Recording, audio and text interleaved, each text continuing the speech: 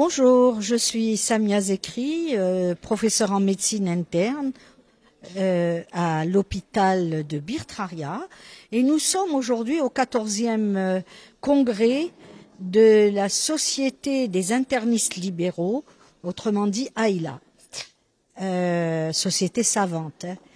Bien, moi je suis là, j'ai donc modéré une séance et j'ai présenté un sujet qui parlait de l'association HTA et diabète.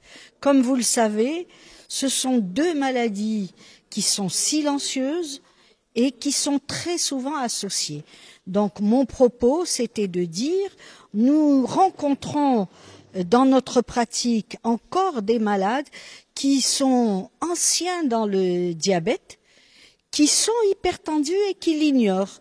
Et donc, il fallait que je tire la sonnette d'alarme en disant, comme ces deux affections sont très souvent associées, dès que vous avez un diabète, en sachant que 75% des diabétiques vont faire une hypertension, il faut la rechercher. Pourquoi il faut la rechercher? Il faut la rechercher parce que si on la diagnostique très rapidement et qu'on met le traitement qu'il faut en marche, eh ben on va préserver ces malades des complications parce que malheureusement, ces malades vont généralement décéder d'une cause cardiovasculaire ou en réchapper, mais ils vont faire des AVC, ils vont faire des infarctus du myocarde ou d'autres problèmes vasculaires comme l'artériopathie des membres inférieurs.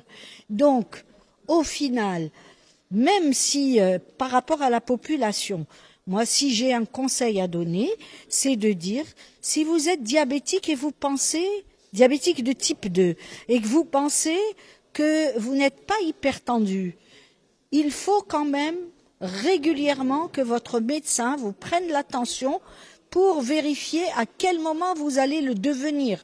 La majorité, c'est 80% des diabétiques qui deviennent de type 2 qui deviennent hypertendus.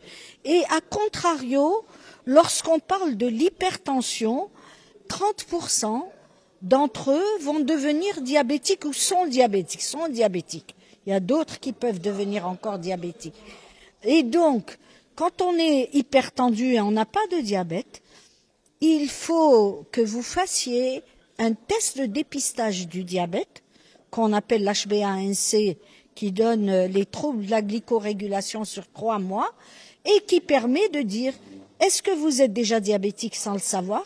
Est-ce que vous êtes dans le prédiabète? Parce que si on vous capte à ce moment-là, eh ben vous ne ferez pas, et on vous traite, vous ne ferez pas beaucoup de complications, ou peut-être pas du tout. Voilà, c'est le conseil que j'ai à donner aujourd'hui.